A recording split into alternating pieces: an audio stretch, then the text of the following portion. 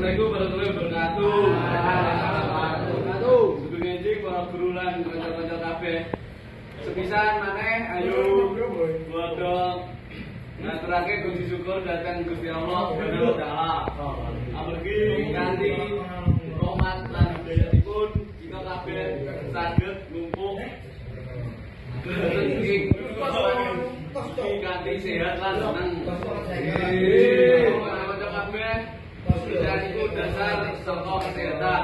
Dan lingkungan sekolah kita resik, kita bisa sinau nanti ayo lan ora depan loro. Sekolah sing bisa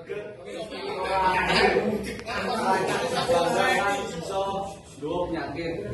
Kula saka kuwi ayo padha njaga kebersihan, ora mung ning kelas, nanging uga berpekarangan sekolah. Cara jagane gampang. Contohe ora buang sampah sembarangan, nyapu kelas saben dina lan ngetok suket yen wis dawa.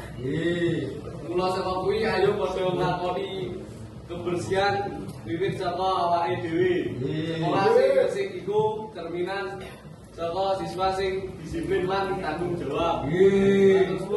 Assalamualaikum warahmatullahi wabarakatuh.